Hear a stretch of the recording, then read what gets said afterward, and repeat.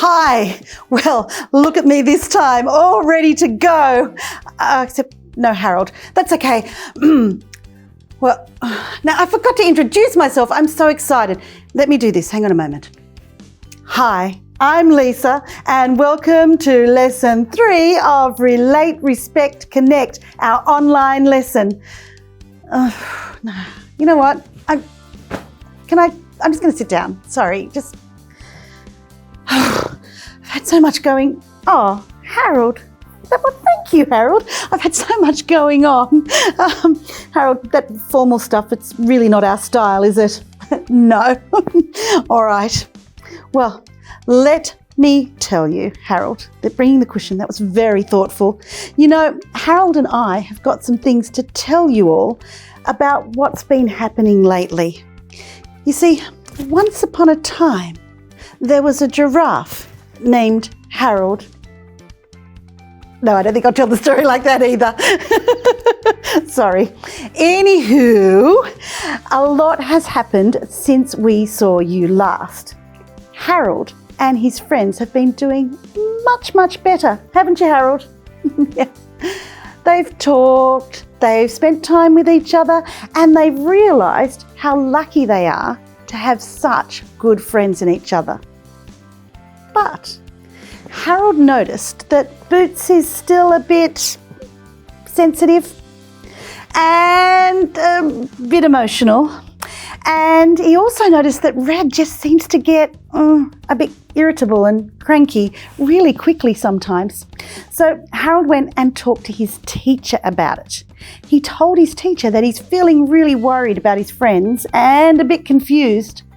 Harold's teacher, Mr. Wright, said that he's noticed that lots of the kids in his class have been struggling lately. They've just not been connecting with each other very well and not really being very respectful. He told Harold that he notices that this seems to happen every year around this time, when all the students are growing and changing, and I know, Harold, hormones and all of that as well. Mr. Wright said that every year he sees his students getting a little bit nervous about going to different high schools, and they start worrying about losing their old friends and making new friends. Mr. Wright said it's kind of like everyone is testing out their friendships to see which friendships are the strongest ones. And, I think he's right. I mean, they don't call him Mr. Right for nothing, hey? Okay, yeah, that wasn't my best joke. Anyway, you get it though, don't you, Harold? And you know what? I think that you all get it too, because you're all going through the same thing.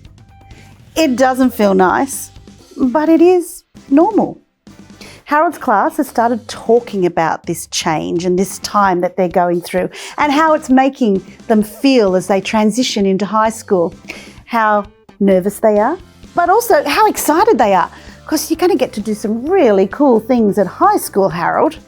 And Harold also said to me that he feels that since they've been talking about it as a class, that things are starting to get a little bit better, and it's really helping. Is that right, Harold? Yeah.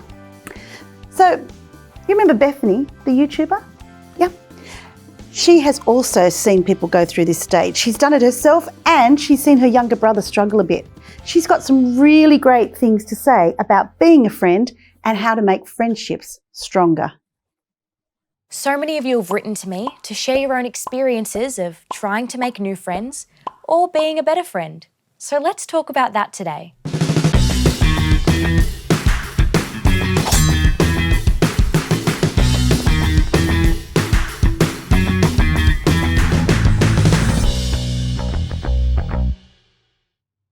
One of you sent me a very simple 5-word question. What is a good friend? And that's such a big one. For me, it's about trusting each other. Friendships often start because two people like the same music or they play the same sport. But friends stay friends because they have shared experiences. They laugh together, they look out for each other, and they become more honest with one another. And they work on remaining good friends. The thing is, it doesn't feel like work. Not like washing the dishes or doing homework, but it does require effort.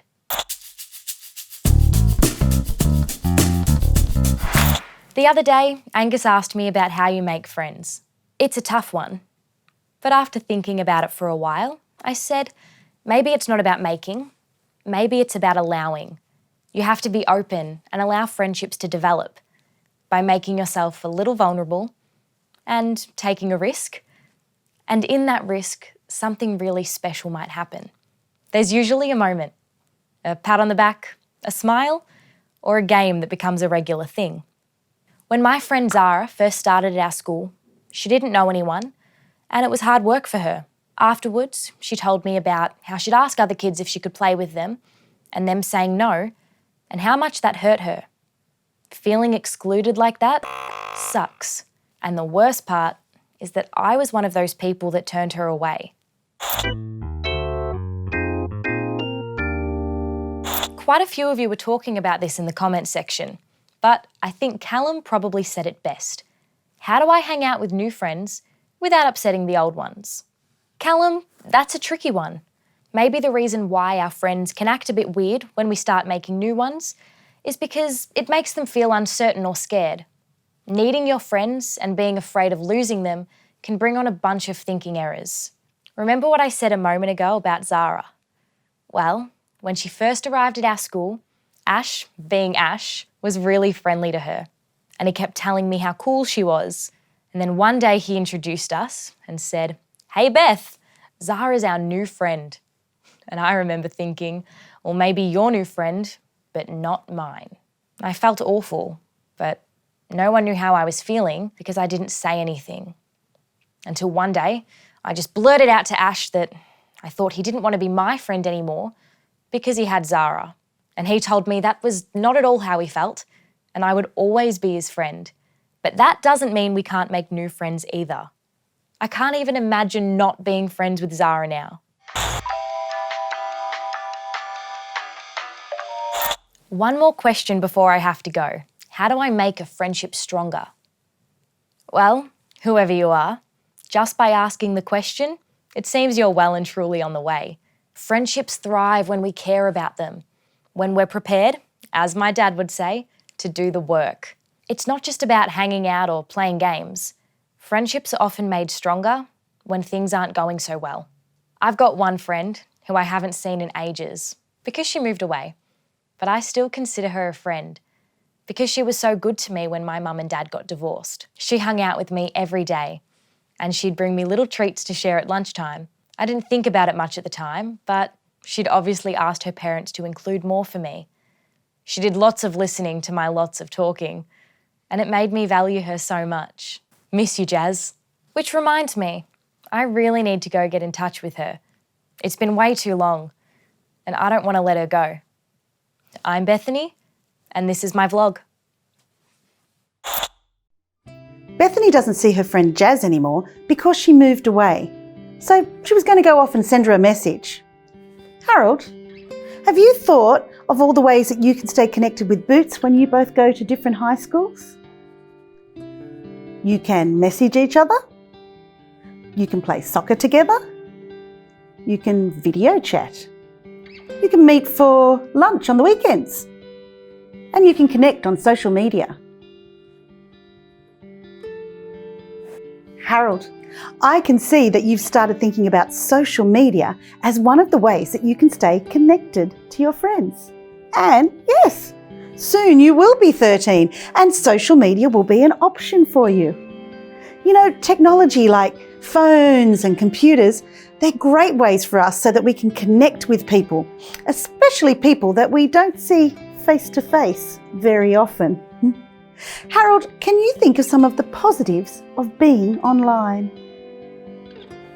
So, let's list the great things we can do online. Education, like this online lesson. Information, like finding out what the weather is going to be on the weekend or keeping up with the news.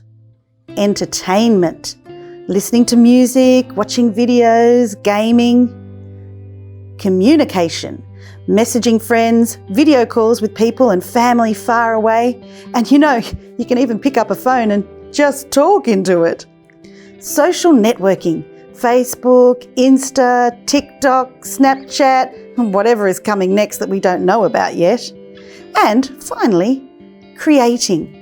Writing, making music, making movies.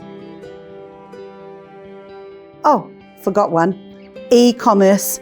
Now, I know people get confused with that one. That's using money online, like online shopping and banking, or when you're older like me, paying bills. The internet can be a great place. In fact, it's like a really cool playground. However, there's some risks and potential problems.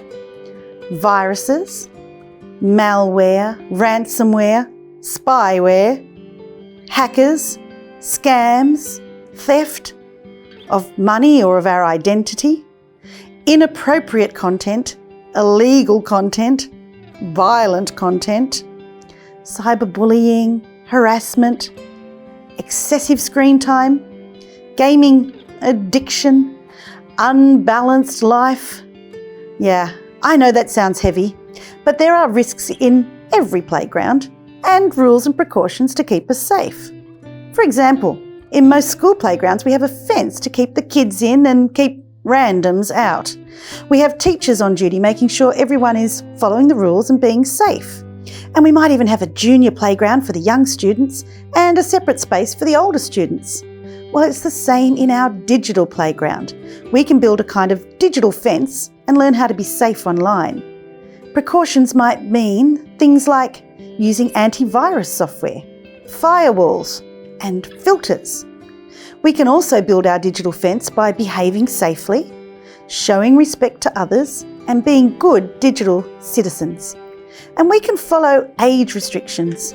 There are reasons why some things online, like social media and some videos and games, are not appropriate for young people. And we can make sure our privacy settings and passwords are strong to keep our private information private. And finally, we need to know where to go for help and advice if things get rough, like trusted adults and the Office of the E-Safety Commissioner. So you can see, if we're careful, we can really put a strong digital fence around our digital playground and have a really great time being good digital citizens. In the end, it's up to us and the choices that we make. So many of us share photos online. I know I do. But there are times we have to stop and think before we send them to make sure that they're safe, they're respectful, and they're not going to damage any of our relationships, our connection with other people in our lives. We're going to have a look at an animation now, and it's one that's based on a true story. In the first part of the animation, we will see the consequences of a choice. In the second part, we'll rewind, go back in time, and give people the chance to make better choices.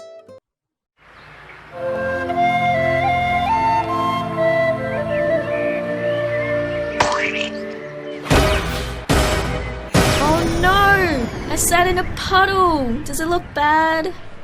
Yep, it's bad. What are you doing? This is so funny. I'm sending it to our group. Please, don't send it. Oops, I just did.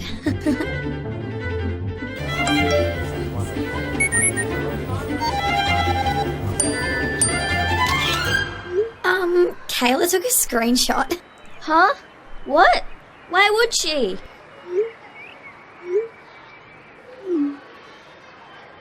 Oh wow, you are not gonna like these comments.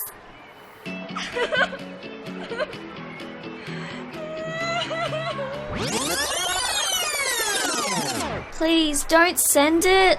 But it's funny. Can't you trust our friends? I won't show it to anyone else.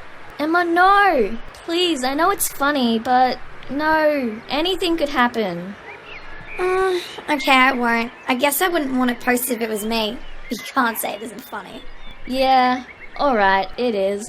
Come on, Zoe. I'll take you to the change rooms. You can borrow my sports shorts. Thanks, Emma. I owe you one. Come on! You know how I said this animation was based on a true story? Well, it happened a few years ago when my daughter was in high school. It was one of her friends who sat in the puddle, and another one of their friends who took a photo and sent it to their close friends in their message group. But yeah, one of them took a screenshot and shared it with one person, who shared it with another person, who shared it with others, who shared it again. And when the girl went back to school the next day, there were people laughing and pointing at her, and someone called out, "Hey, are you the girl that wet your pants?" She was so upset. She went to the sick bay, said she had a sore tummy, and she did feel sick. And then she went home. And she wasn't at school the next day either. Finally, her family and her close friends worked out what was going on, and they gave her support, and the whole thing kind of blew over. But she didn't trust her friend who took the photo, or the one who shared it, ever again. It did so much damage to her confidence and her connection with some of her friends. I guess the thing we need to remember is that whether we are connecting or communicating online or face to face, we need to be respectful. We need to relate. Think about how other people are feeling and thinking, and consider what would happen to us and how we would feel if it was us that it was happening to.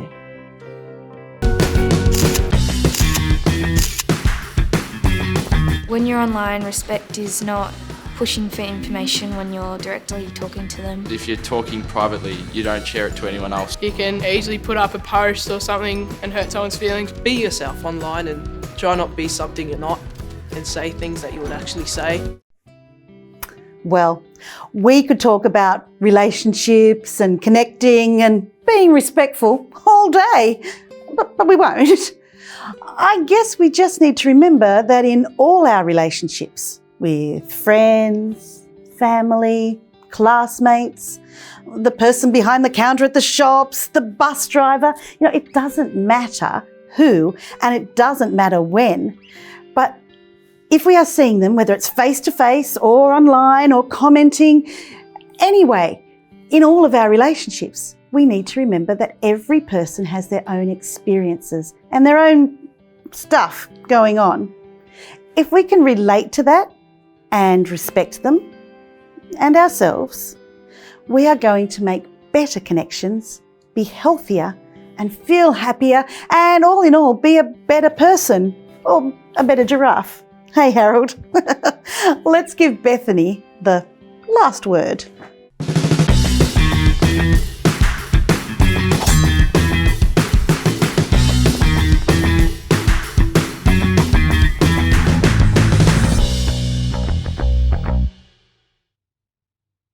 I've met so many new people in the last year. It happens to all of us at some point in our lives. Whether we change schools, move to a new town, or start a new thing, you're going to meet a lot of people along the way. I used to find the idea of new people a bit hard. I'd be nervous. What would they be like? What would they think of me? But now I see them as potential new friends. People worth knowing, people I can help, or people that can support me to be a better Bethany. The quality of our relationships shapes who we are. If we respect ourselves, we'll be better at respecting others. If we spend time with our friends and care for them, then their care and support will hold us up in return and help us navigate all the crazy challenges that life throws at us. This is on us, all of us, to look after each other, to make sure no one's ever feeling lonely, to respect the fact that we're all different and we may not always agree. We're all in this big, messy thing called life together. Stay true, stay friends, and I'll see you soon. I'm Bethany, and this is my vlog. So, Harold, soccer this weekend? Yeah? Okay, are you in goals again? Oh, thank goodness, because that really stressed me out last time. Oh, sorry, Brad. We're just going to go for a kick with the ball. You want to come with us? Sounds good, but we're still filming here. They're still there.